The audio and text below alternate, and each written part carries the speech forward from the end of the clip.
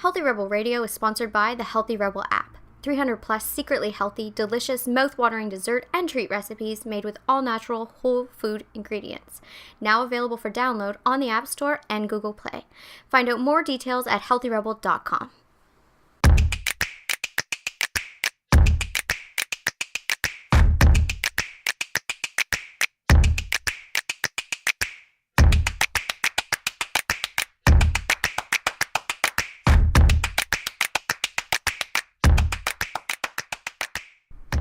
Welcome to Healthy Rebel Radio. I'm your host, Dr. David Deiser. I'm here with my Dami Healthy Rebel co-founder, Amy Lane. Good morning. Good morning. Let's get straight to the news. This is something we've studied or have looked at previously on the show. It's addiction to devices, addiction to technology. Mm-hmm. Whenever new technology comes around, people of older generations, and now we're getting into that category, so I feel like a part of the older generation sometimes, but we get nervous about what the consequences are going to be. And we start saying, this is going to be the thing. This is the end. Yeah, civilization. The young people, they're done. Yeah, like when we were watching, we just recently, we like only joining in on series after everyone's been over it forever. Yeah. So we just started watching Downton Abbey, and we were watching this thing, and what was it called? The Megaphone, or... I don't even know what it's called. It was basically a record player. And the older people were saying, this is the evil device. It was radio. Mm-hmm. That's what it was. Well, yeah, they just had gotten wireless radio. So first the record player was going to be the end of that generation. Then this radio was evil. And it's just so funny because every generation... I remember when my sisters were really into... when heavy metal and like punk music started to be a thing. I remember my dad being like, well, this is it. Yeah.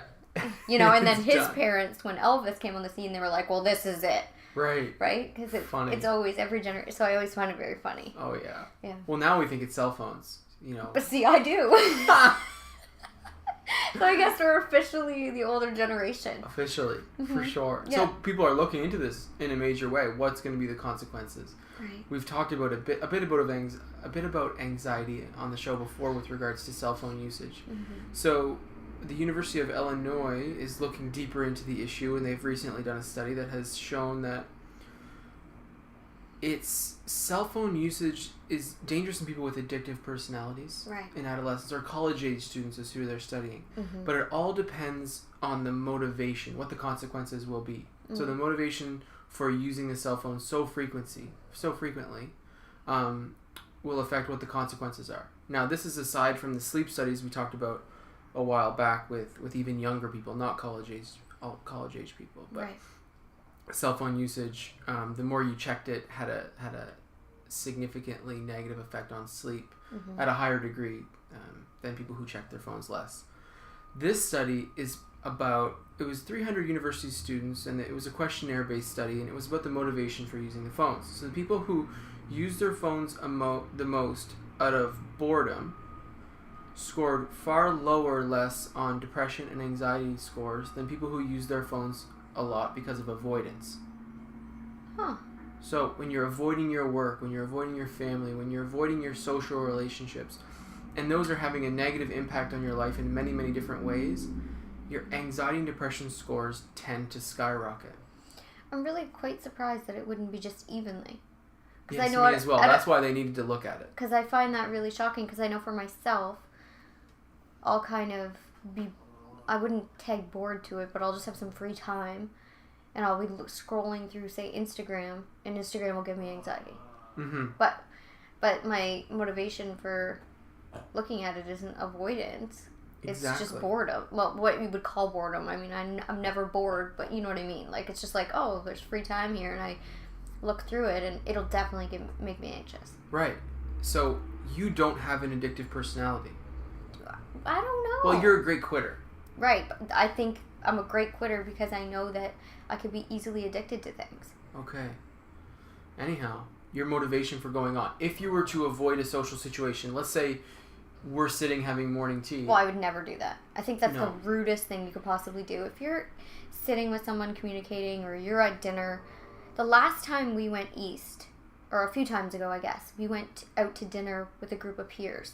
And I was so disappointed by this group of 30-year-olds we were all sitting, and there was like 3 grown women on their phones. And I thought, like, what are you doing? Mm-hmm. You're not enjoying this experience. You know, we see each other once every 2 years. These people, you know what I mean? Like, they want to see you. We make this effort. We're all at dinner, and, like, you're scrolling through Facebook. Right. It's the weirdest... Isn't that bizarre behavior? I know, it's bizarre behavior, but now we're realizing that they're probably going to score higher on depression and anxiety scores, and there's some work to be done there. Like, there's some healing that can happen. Yeah, as adults, though, I think we could just, like, that's where I'm good at quitting, I guess you would say. I'm good at setting boundaries. Mm-hmm. I think it's so rude to be in that social situation that I would never do that to another person. And see, you don't have... You're not terribly uncomfortable in social situations. You wouldn't need to be using this tool for avoidance in a social situation where someone else might be. It would make me uncomfortable to be being rude to other people. Exactly. So it's a completely different... Like, you're completely different, right? Everyone is a little different, and when these people are exhibiting this type of thing, there's some work that can be done, and it can be helped. Well, can we first just set the social etiquette rule that if you're socializing with people or going to dinner, or if you can't help yourself, leave your phone at home, or turn it off and put it in your purse. Make a rule of not taking it out. You're trying to cure social anxiety using quitting, right? So social anxiety is a real thing. Like, it's... Right, but it was there before there was access to Facebook. Mm-hmm. And people would just not go out, and people would So you think people tools. would go out, not go out, and now they do, they just look at their phone. Or maybe the rates of social anxiety are going up. You know, maybe the rates of depression are going up in this small group or this setting of people. I don't know. It's hard to say. But anyhow, using the phone for boredom is tending to not make people more anxious or more depressed. Isn't that interesting? Now, the more they check it or the more they go on, they may not sleep as well. Because it could be changing circadian rhythms. It could be then subsequently causing anxiety, like you're explaining. Right? Like, then anxiety can come on. But that's not going to change. That wouldn't have any effect on this study. Isn't that interesting? Yeah. So when you do check your phone, if you notice that you're checking it a ton, if you keep looking at it, you want to check in with yourself, and that's what they're recommending. Let's check in and say, okay, why am I doing this?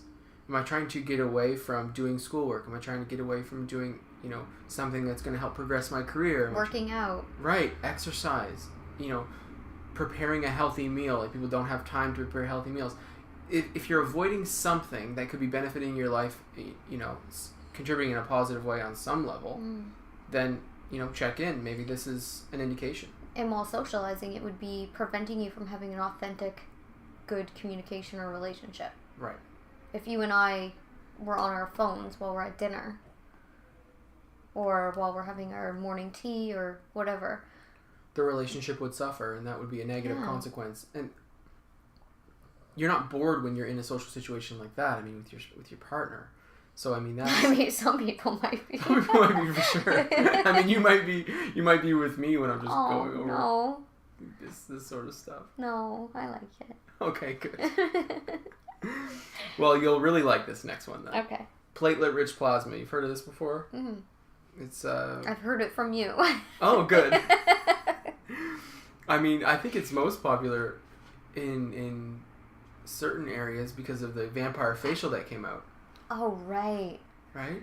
Right. So platelet-rich plasma is where you get injections of your own platelets. So basically, the physician takes your blood, puts it in a centrifuge, removes the plasma, and then you get a re-injection of plasma has tons and tons of platelets in it. And it's supposed to be really, really good for healing. So University of Alberta Sports Medicine Clinic is going in on it. They started a pilot study with their orthos and using it in ligament tendon repair, and after this short pilot study are seeing excellent results with speeding healing of tendons and ligaments, especially in areas where there's low blood flow and healing is often delayed. Really? So this is excellent because, there's been preliminary studies done before. I don't know that they've been done in Canada. So naturopaths have been onto this for a while. It's not currently part of my practice. It's a really huge thing to add to your practice. But I've been really interested in it for a long time, and now Canadian studies are showing this is effective, and we need a bigger study to show where it can be used So maybe the vein reason brought it to popularity, and maybe this will drive actual awesome benefits for sure. Did you ever hear anything about like the facial wise? Like, did you ever hear if that works? Well, I didn't look into it today, but I know that a lot of people have done it and swear by it. The reason this came up for me is because in the sports medicine community, Tiger Woods, Kobe, and A-Rod made this famous because they were using it because it's absolutely legal to do. It's no problem. Yeah, I mean, it's just your own. Exactly, it's your own plasma. So they used it in their healing later in their careers, and so now it's being studied, obviously. Really? Because the physiological theory was always great, right? Let's put more platelets. Help speed healing. So let's do it. And, I think that's really interesting. Oh, it's exciting, especially in areas of the body where there's not a lot of blood flow. This makes sense. This Glenn Sather Sports Med Clinic in Alberta, associated with the university, has done over 600 treatments on a variety of tendons and soft tissue areas already. Well, that's great. The key is that I think it's important, and one of the main reasons why I haven't added it as part of my practice yet is because it's better if you're doing ultrasound guided. Using the ultrasound to guide the needle. Because these areas are quite small and we're looking for very specific regions to heal. So it's going to be better if you do ultrasound guided, which is a significant step for a clinic to make. Oh, definitely. Yeah, but it's exciting. So a regular ultrasound machine? Yeah. Huh. Yeah. Like a diagnostic ultrasound. So you get the image on the screen, not a therapeutic ultrasound used in physio. A diagnostic one where you have the screen, you can see where you're going with the needle.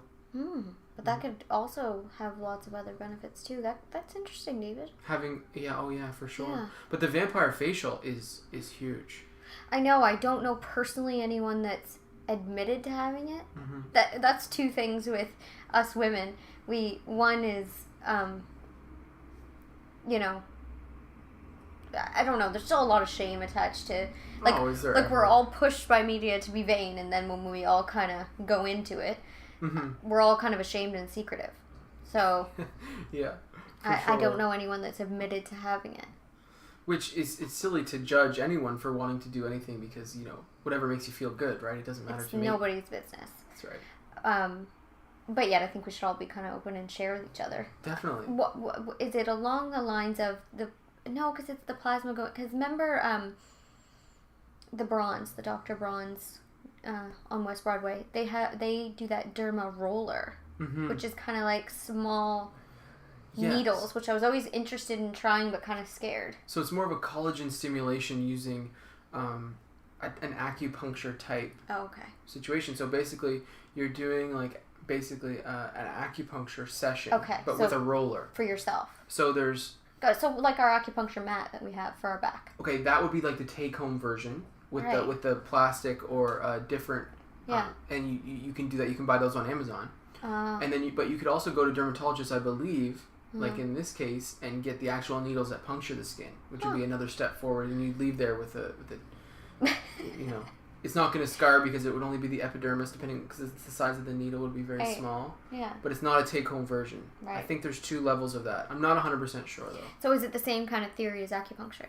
Exact same theory. Okay. So then there's the acupuncture facial where you'd have the same thing, but it's not a roller. You'd actually have someone doing specific points, but tons of them. See, I want to try the acupuncture facial, but then talk about it and see.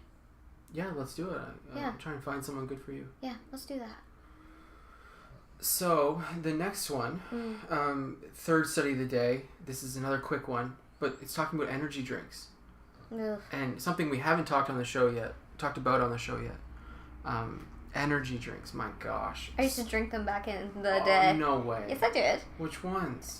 Monster. No, Amy. Yeah, because they had, like, the no sugar, so aspartame this is before I knew anything. Oh, yeah, I love them. Oh, my goodness. Well, I mean, when you don't sleep, eat properly, or function properly, you get jacked up on some caffeine. Yeah. Oh, I loved it. Oh, my family was so mortified. Oh, I bet. I bet.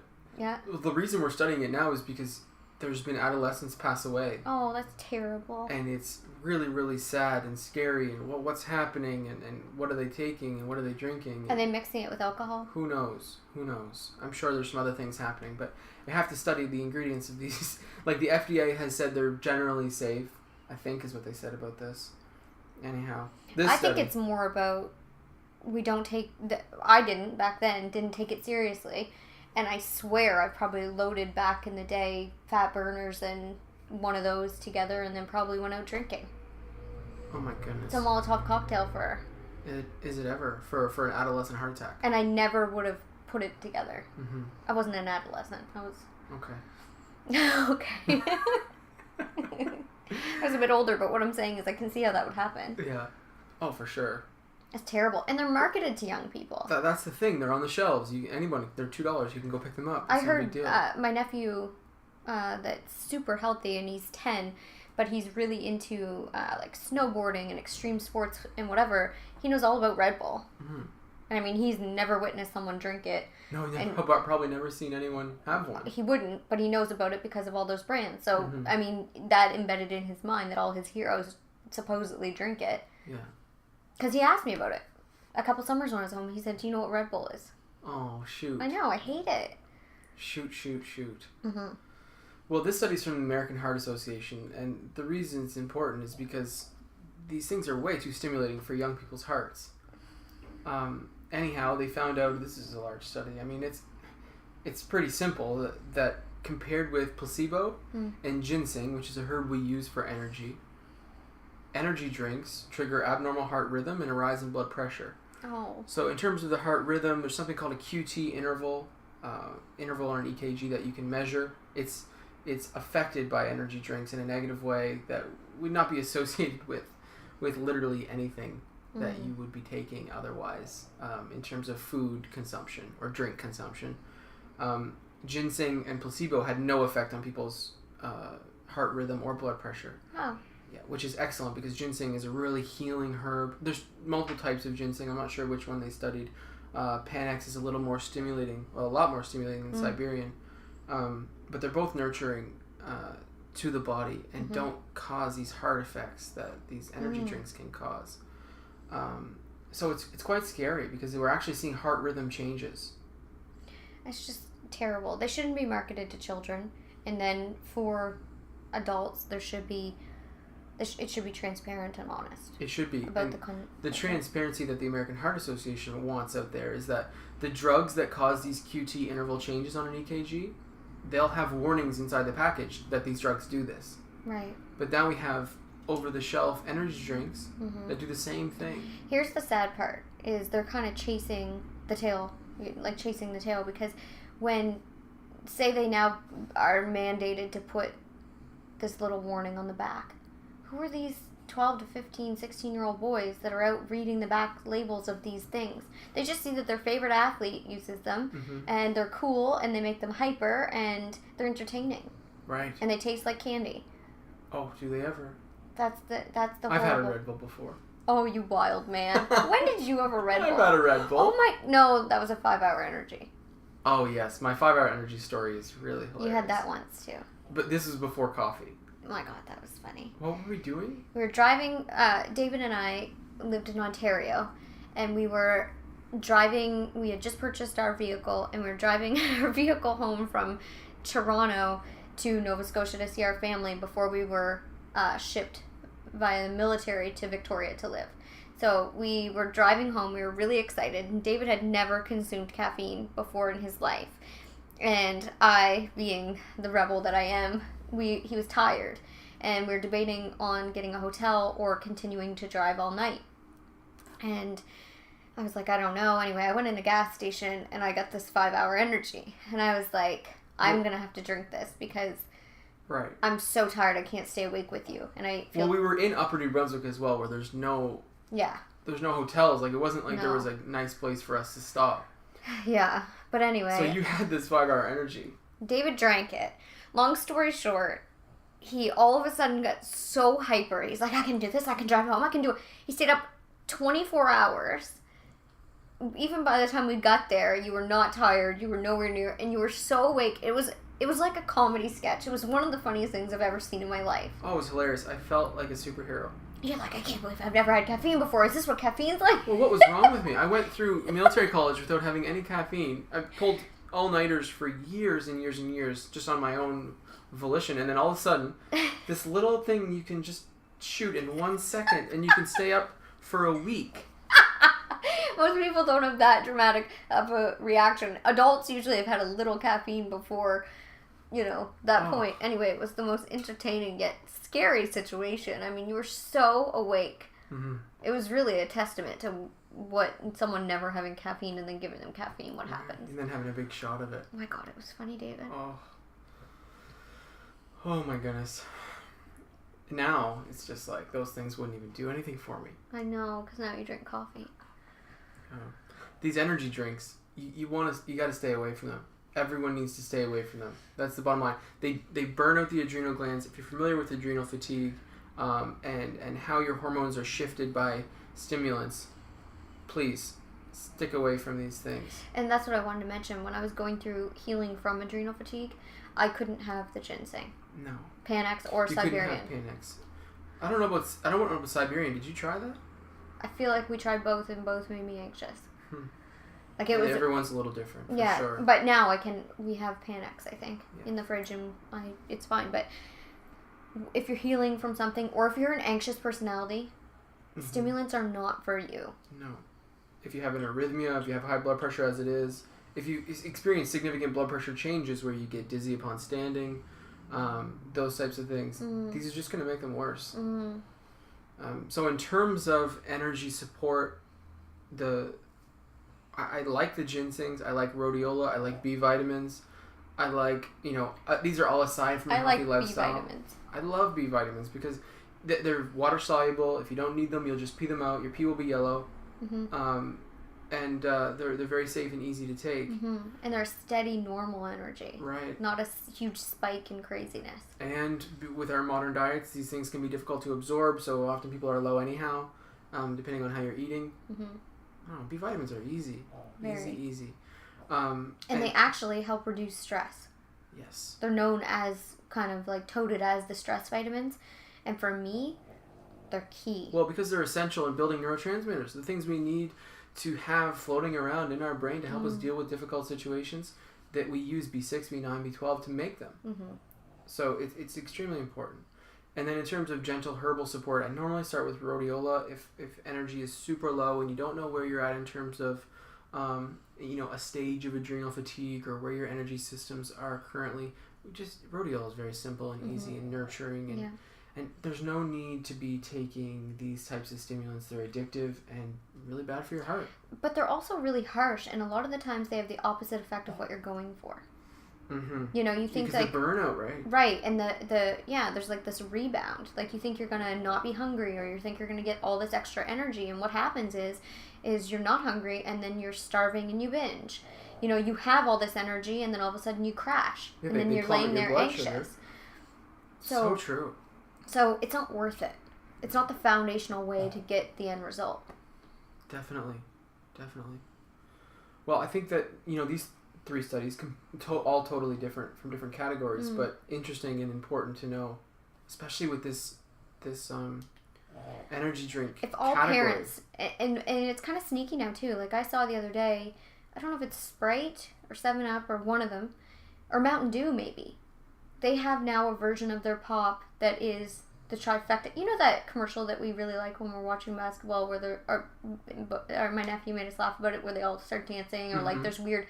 The reason they're acting like that is it's half pop, half energy drink. Right.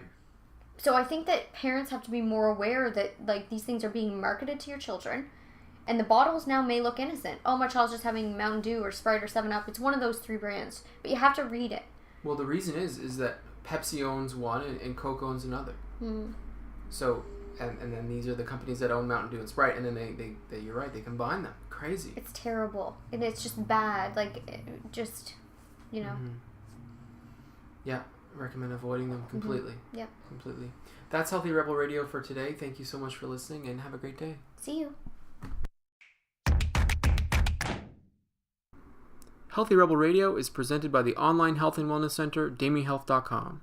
Since 2009, Amy Lane has successfully coached thousands of women through her signature program, the Bikini Body Program. Join today to work exclusively with Amy to unveil your greatest yet to be from the inside out. Go to DamiHealth.com for more information. Thank you for listening to Healthy Rebel Radio.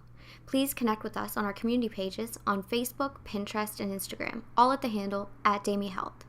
For weekly recipes, articles, and all our episodes straight to your inbox, join our newsletter at damihealth.com. You can find all the links discussed in today's episode in the show notes. Thank you for joining us, and see you tomorrow.